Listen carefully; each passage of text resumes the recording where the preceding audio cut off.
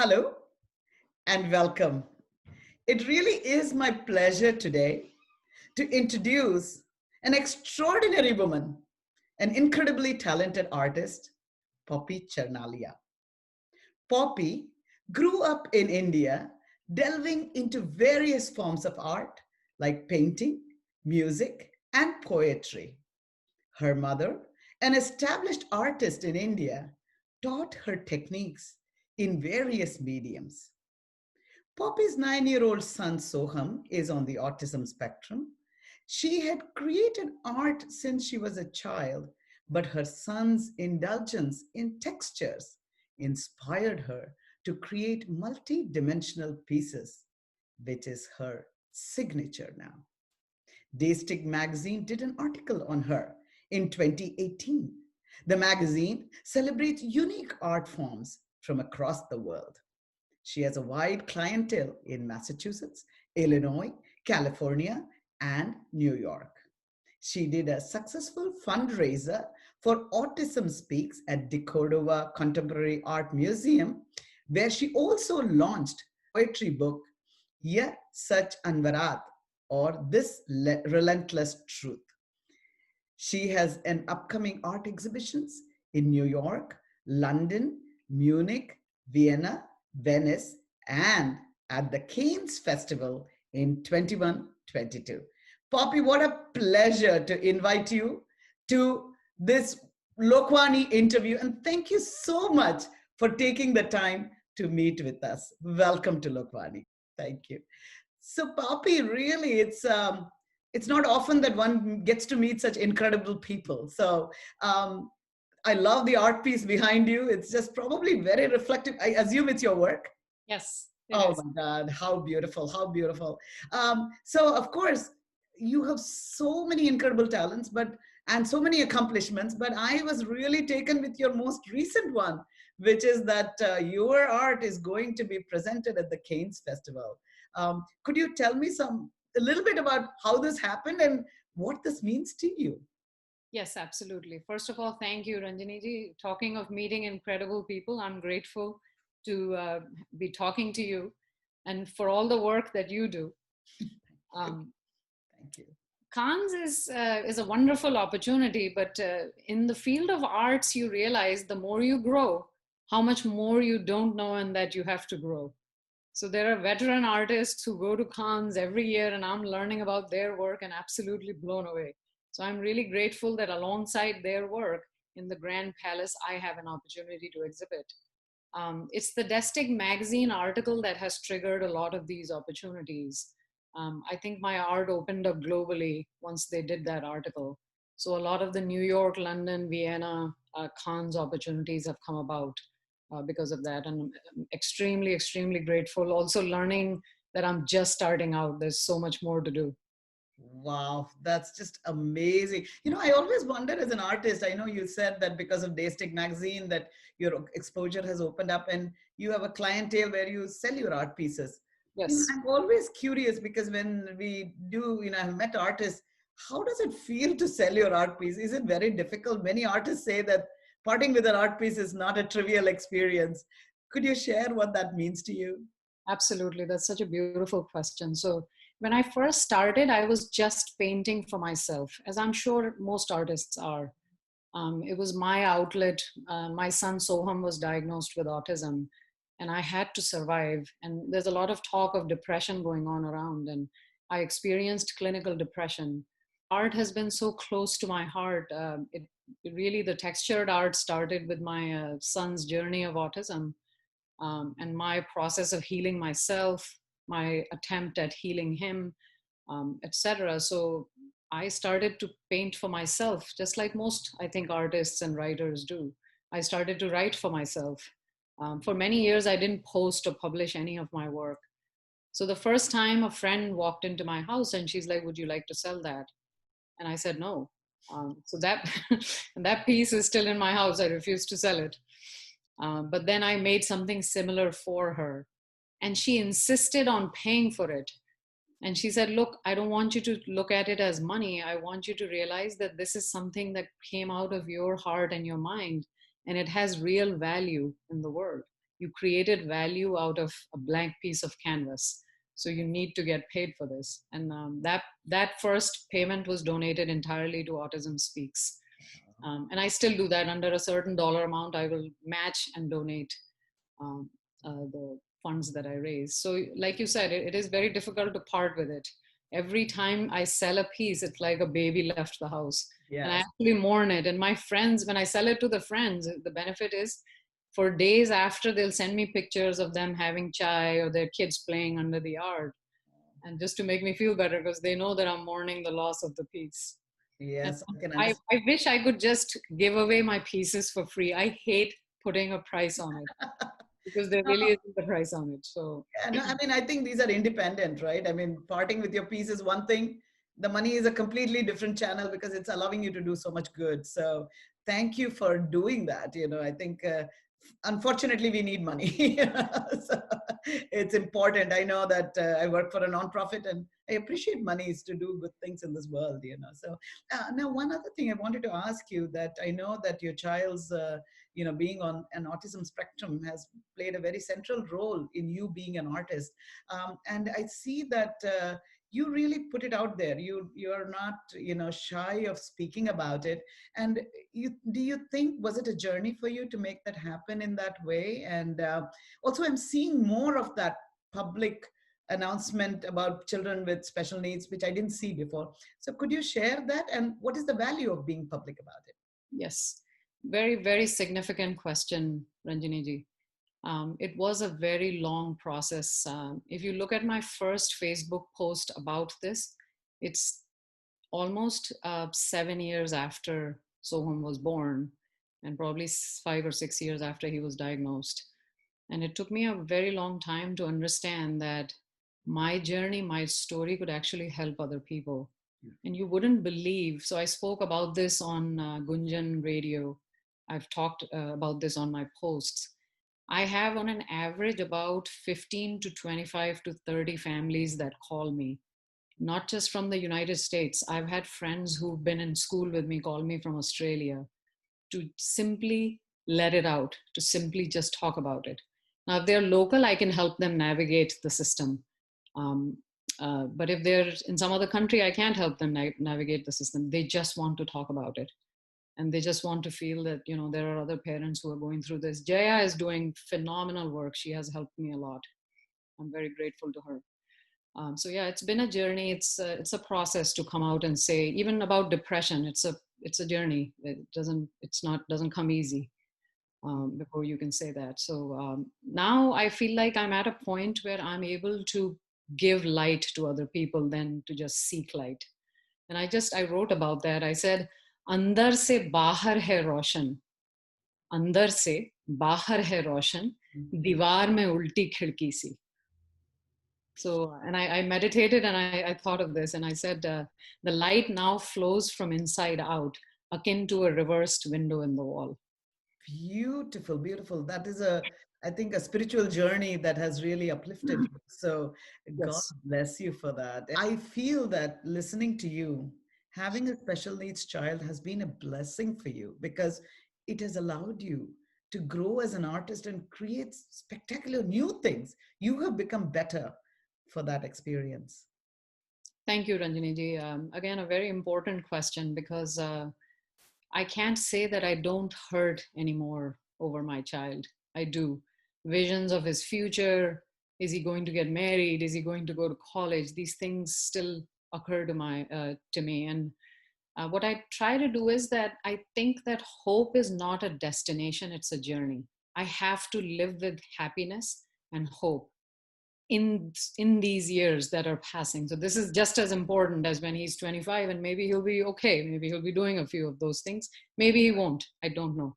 But this journey, this path can't be ruined because of what's going to happen in 25 years. So I write about hope a lot. So I said, उम्मीद का एहसास ही उम्मीद की वजह हो जाए. क्या क्या उम्मीद का एहसास ही उम्मीद की वजह हो जाए. रोशन ये अंधेरा सिर्फ एक उजले ख्याल से बेवजह हो जाए. क्या बात है. So I grow as an artist, but I hurt as a mom. and they're just intertwined, and I accept all of it. What has happened is that I have accepted, and I want other people, when I'm out in public and Soham is out, or somebody else's child who has autism is out, I want people to just accept it. And kids, they're very active kids. Sometimes they hate certain things touching them, water touching them. If we just don't stare at them and don't make the family feel uncomfortable, we just accept all of it, then it will just be wonderful. My daughter actually is writing a children's book about a planet where autism is just a normal thing. A lot of children have autism. And so they have these parks that cater for children with autism, and other kids play in it as well. And everybody's happy. Beautiful. So your daughter is also an artist. Yeah, It she is. runs in the family, looks like. We would love to see her art and her writing. She's only what, 10 years old or? She's Soham's twin. She's 9 years old. 9 years old and writing a book. God bless her. God bless her. Glad to see the art continuing from your mother onto your child, and that's beautiful. And now you really indulge in two, I think, forms of art. One is, of course, painting and poetry. How do do you just pick the moment and the inspiration comes and you decide either to write a poem or an art piece, or what is that journey like for you? So Ranjani ji, oftentimes I'm painting and lines start running in my head. Or sometimes I'm writing and colors start flowing in my head. And so oftentimes when I have sold to a friend and I'm posting on their wall, I'll actually write the poetry. If exhibitions allow it, sometimes exhibitions have limited space, but if they allow it, I'll actually put the poetry right next to the painting. So people know the story. Just like, when someone's child graduates, we just see the pictures. But there is huge amount of happiness, tears, sadness, hard work, getting up at night. All that has gone into that graduation. So that's like this painting. There's a lot of that has gone into this art. So I feel like the poem is a great way to just capture that and put it right next to it. Fantastic, fantastic. Now you're going into another wonderful collaboration with Ekal Vidyalaya. Yes. And so grateful for that. As you know, I'm very involved with this organization. So what motivated you and inspired you to become IndiART collaborator? I want to mention that IndiART is an art competition that has been instituted by Ekal Vidyalaya. It's a national competition, and people can submit the art, and all proceeds goes to support Ekal Vidyalaya, which is an organization that runs schools for underprivileged children in 100,000 rural remote villages. What made you inspired to be part of this journey? First of all, thank you. And thank you to Parveen, and thank you to Jharna. And Jharna is an inspiration. And I love how her idea was to marry art to Ekal. And obviously you are, the director behind this movie. So my thought was that Soham started this art. It better benefit other children out there. How wonderful it is to marry art to human kindness. Now, what could be better? This is the payment for art, if you ask me. This is the real payment for art. So I feel like these children that you're touching are going to in turn be kind to some other person or child. Those people will in turn do that to somebody else. The domino effect is so incredible that it's just I'm so grateful to be part of that, a little part of that domino, that fantastic domino that you've created. So that really is it. It started with a kid, it will end with a kid. That's awesome. And I look forward to all the art that Soham has created, and Priyanshi, and you, maybe, of course, you are very professional, but in your mind as an artist, what value is there for competitions? So this is a great question you asked. So in this scenario where we have created this IndiART, the purpose is just so much higher than the competition. So Priyanshi entered her art. She's like, Mama, I may not win, but I won already. Look at what we are doing, what we are contributing to. Yeah. To young artists, I always say, I'm like, don't focus on the competition so much. Don't get so competitive that you forget the whole idea behind art. This is not corporate America we are talking about. This is kindness and art. And it's much, much, much higher, much more sacred than the word competition. So while we have to call it a contest, because it is, but the purpose is just so much loftier than the name itself. That's wonderful. So today, I think tomorrow you're going to be offering a workshop. Am I right? Yes. And could you tell us about that? And so kind of you to offer a free workshop. We'd love to know more. So my goal again is to teach people to break the rules. So I'm hoping all the young folks who are on it, I'm going to teach them to break their own rules, the teacher's rules, the world's rules, and splash color around. I will teach them some good techniques to get a nice effect on paper. This is not, again, I don't want to be an art teacher like in an art college. I disliked that growing up. I want to, the process of freeing your mind to the point that it's fearless. Then you create art. That really is what I'm going to teach tomorrow. Oh, wow. That's somebody told me as a dancer, forget when you have to really perform, forget everything you have learned, then you Yes, can perform. exactly. I think that's what you are saying. So that's really beautiful comment. But do you think the competition helps the children focus and, maybe children or adults, anybody, to have a goal? Is that valuable, do you think, in the world of art? I think so. So when you're younger, I participated in a lot of competitions, and there's one I remember. I had to make the Bhul Bhulaiya in Lucknow. It's part of the Bada Imam Bada, Yeah. and I had to make it in 1 hour, which is very difficult to make that kind of architecture in 1 hour. And all I had was pencil colors and crayons. That's all they allowed. And my pencil colors started breaking after a while. And I panicked and I said, oh my God, what am I going to do to finish in time? So I started to smudge the pencil color work with crayons. And I started to put my saliva on it and scratch it with nails. Wow. And I didn't win the competition, but the end result was very, very impactful.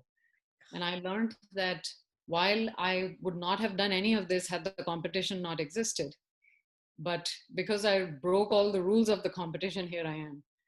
The competition gives you a discipline and a goal. And, like the art that I submitted for Priyanshi for IndiART, she wouldn't have done it had there not been this structure. So it's extremely important, no doubt. But then you have to think outside the box and what else can you do? Fantastic. So, for young artists who might try to become professional artists, Yep. I mean, I know you said that money is a tough thing to take for art, but on the other hand, if that's what you want to do full time, you Yep. do need to be paid for your art. Do you Yep. have advice on how they might proceed with a career in art? So Ranjani ji, I'm going to try and read something that I wrote for a young artist who wanted to be my apprentice. And here it goes. Keep painting and experimenting absolutely fearlessly. Don't paint to please others or to sell your work. That should not be the objective. Mm. Break the world's rules, including your art teacher. Break your own rules. Everything that was a rule in the first painting should be broken in the second one. Painting itself is your guru. That's what's going to teach you. Exhibit your work everywhere. No place is big or small. I have exhibited my work at set up vendor stands and exhibited my work locally in my house at Boston level exhibitions, so on and so forth. Art, unlike the corporate world, is not competitive. So don't compare your work with others. Opinions, yours or others, absolutely don't matter. They're quite meaningless. Art is sacred. It should teach you to not be envious and self-serving. If it is not giving to others and growing you as a person, pursue something else that will. कला में न मैं कभी जीती हूं न कभी हारी हूं. कला में मैं न कभी जीती हूं न कभी हारी हूं. कला में मैं सिर्फ जीती हूं. Father, oh my God. That's What my an inspiration you are. And I can imagine that the people who are going to come to your workshop, by the way, we have not children alone, there are adults as well. So, do you have any tips for adults who might start a career in art at a very late stage? I heard there are people who never thought they could paint. And do you have any piece of advice? That includes me. I never think I can paint. So, maybe I should come to the workshop and try. Ranjaniji, it's open-eyed meditation, really. And actually, science has proven that the way your brain is wired during meditation, once you paint for 20 minutes, it's the same sort of chemical soup that's going on in the brain. So it actually heals you. So for adults, I will say the messages of hope. If you want to generate a journey of hope and joy, this is it. Try to start painting. It doesn't matter what the result is. You don't want to show it to anybody, you don't have to. Just paint, do it. So tomorrow what I'm going to show folks is exactly that. It's something that everybody can do. It doesn't have to be like highly skilled sketching and all of that. You can graduate into that if you feel like it, Yeah. but just play with colors, and it's extremely healing for your body and soul, and I am a living example of that. Beautiful, beautiful. Any message to our viewers about Ekal and why you think that organization is important? Again, I will say that anything that benefits children, and I think that maybe there's an autistic child out there in India who's benefiting from Ekal right now. That gives me so much, you know, this is such a beautiful initiative of hope, the journey of hope. And I think everyone in there, whichever way they can, should contribute to that fantastic domino that we talked about. Again, the way you're touching lives, not just one, but many, many more to come. Many, many lives will be touched when you and I don't exist, Ranjaniji, for the efforts that you are making today. So, wonderful initiative. All of us are making jointly. It's a wonderful thing. What an honor and a pleasure to meet you and talk to you. Any final words of wisdom for a parent who might have a child who is on the spectrum or any other special needs? I will say this, it's a twofold healing process. One is that you heal your child, and one is that you deal with your own stigma, ego, uh, grief, all of that, depression, all of that. So I will say that while you're dealing with yourself, try to separate these two items. Just do what you have to do for your kid. Don't wait. A lot of times kids don't get diagnosed early enough and don't get help early enough. And that could mean that the child could go from being verbal to or non-verbal to verbal. So if you get early help, it really helps. But a lot of parents don't do it because they don't want to label their kid autistic, especially in our Southeast Asian communities. So again, while you're dealing with your grief, do what you have to do for your kid. Don't halt that process, and then heal yourself on the side. So if you rationalize it, it's a better outcome. So, what does future look like for Poppy as the artist? What are you looking forward to in your journey ahead? So I always say that as the wrinkles start to appear on the skin, more lines should appear on the canvas. Oh, That's the future that I look forward to. I want to travel the world with my children, with my husband for art. We actually, for New York, we formed a little group of my friends called Ladies Traveling for Art, LTA. So wow, we're already starting. that's fantastic to hear this, and hopefully all the current craziness with the pandemic will open up and travel and everything else will be beautiful. Has maybe I'll ask that as the last question. Has the special time impacted you in any way? So I will say I've missed my friends. Um, and I have missed my friends, especially because my friends also heal me, and I try to heal them on their journeys. So from that perspective, it's been sad. I feel very, very bad for people whose health got affected or who lost their jobs. That really, really breaks my heart. But just for the family of four that Charnalias are, I am loving this time. Samir is not traveling. Soham is not going to school. Priyanshi is not going to school. We are always together. It is so nice and healing and beautiful. And I realize that Soham doesn't have autism right now. Autism only happens when we are out in the world. Wow, Between him and him, there is, metaphorically speaking, between him and I, there is no autism. that's true. It's perfectly normal. Normal, yeah. So I'm loving this. Wonderful. Thank you so much for your time, Poppy. Really appreciate it. And thank you also for participating in the written interview. So our readers can go and see more of the details that we talked about and other things that we touched upon in that interview. Thank you so much. And I look forward to seeing those lines appear in the canvas as your life goes forward. God bless. Thank you so much, Ranjani ji. Thank Thank you. you.